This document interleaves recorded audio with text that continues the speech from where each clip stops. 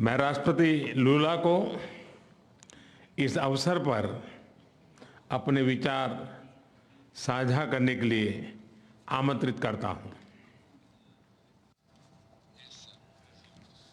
Bem, primeiro, gostaria de dizer às autoridades aqui presentes, suas altezas, aos presidentes, aos primeiros ministros, de que a natureza ela continua dando demonstração de que nós precisamos cuidar dela com muito mais carinho. Essa semana, tenderness. This week, 3 days ago, in Brazil, a cyclone in the state of Rio Grande do Sul. We had never had a cyclone there, but the cyclone killed 46 people, and we have almost 50 people missing. And this draws our attention because phenomena such as these have been taking place in all different locations on our planet. Well,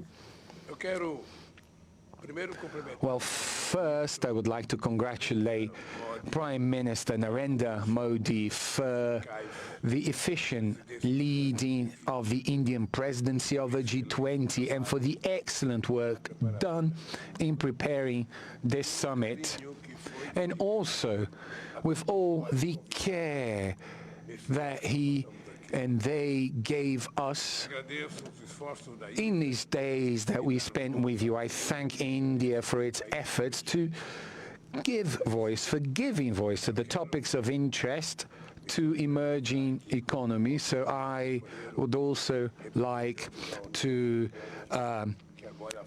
give my salute to our friend, the representative of the African Union, who is a member of G20. Consolidou como uma das principais instâncias de governança global na esteira de uma crise que abalou a economia mundial. Nossa atuação conjunta nos permitiu enfrentar os momentos mais críticos, mas foi insuficiente para corrigir. And this was not sufficient to correct the structural defects of neoliberalism. The global financial architecture has changed little, and the foundations of a new economic governance have not been laid. New emergencies emerged. Challenges have accumulated and worsened. We are living in a world where wealth is more concentrated, in which millions of human beings still go hungry, where sustainable development is always threatened, in which governance institutions still reflect the reality of the middle of the last century. We will only be able to face all these problems if we address the issue of inequality of income, access to health care, education, food, gender, and race, and also of representation is at the origin of all these anomalies. If we want to make a difference, we have to place reducing inequalities at the core of the international agenda. Therefore, the Brazilian presidency of the G20 has 3 priorities. The first one is social inclusion and fight against hunger, energy transition, and sustainable development in its 3 aspects: the vector social, the economic, and environmental vector. And thirdly, the reform of global governance institutions. All these priorities are part of the Brazilian presidency motto, which says, building a fair world and a sustainable planet. 2 task forces will be created: the Global Alliance Against Hunger and Poverty, and the Global Mobilization Against Climate Change.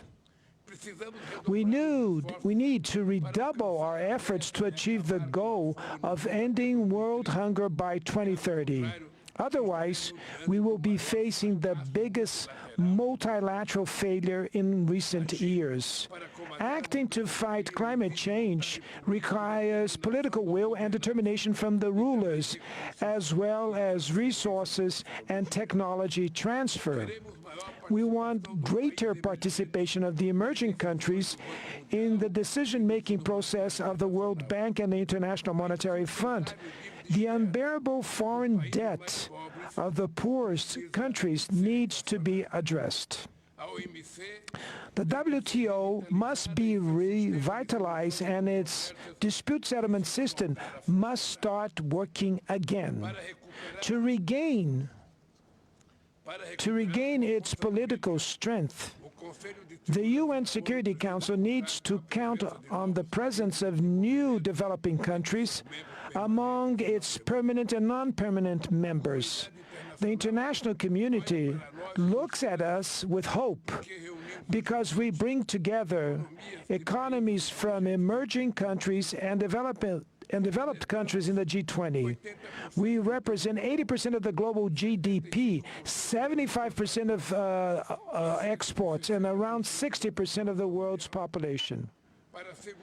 To ensure that the G20 acts in an inclusive and coherent manner, Brazil intends to organize work around three general guidelines. First, we will make the political and financial paths work in coordination and in a more integrated way. There's no point in agreeing on the best public policy if we do not allocate the necessary resources for its implementation. Second, we have to listen to civil society. There are no governments without civil society. The Brazilian presidency will ensure that engagement groups have the opportunity to report their conclusions and recommendations to government representatives. Thirdly, we cannot let geopolitical issues hijack the discussion agenda at the various G20 levels. We are not interested in a divided G20. Only through joint action may we face the challenges of our days. We need peace and cooperation instead of conflict. The path that will take us from New Delhi to Rio de Janeiro will require a lot of dedication and commitment from everyone. The technical groups and the preparatory ministerial meetings will be hosted in several cities in all our 5 regions of our country. For that reason, we will welcome the members of the G20 with open arms. And we need effectively to the support of all the people here, including the track record of this successful summit meeting that was hosted by our dear country that is India. I will be very much honored to welcome you all to the Rio de Janeiro summit in November of 2024.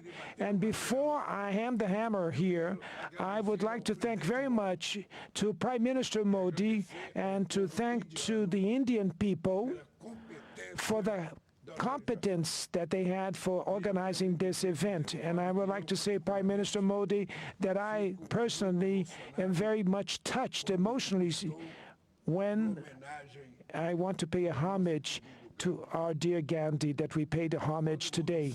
Everybody knows that in my political life, Mahatma Gandhi has great meaning because the struggle with nonviolence was a role model that I followed for many decades when I was in the labor movement. And that's why I'm very much touched and emotional and I'd like to thank you for the opportunity to pay this homage that we did today.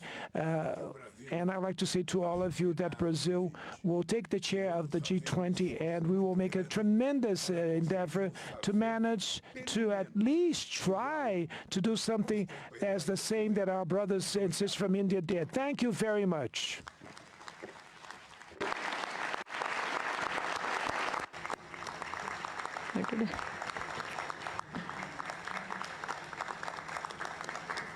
Your Highnesses, Excellencies, जैसा आप सब जानते हैं, भारत के पास नवंबर तक G20 presidency की भी जिम्मेदारी है।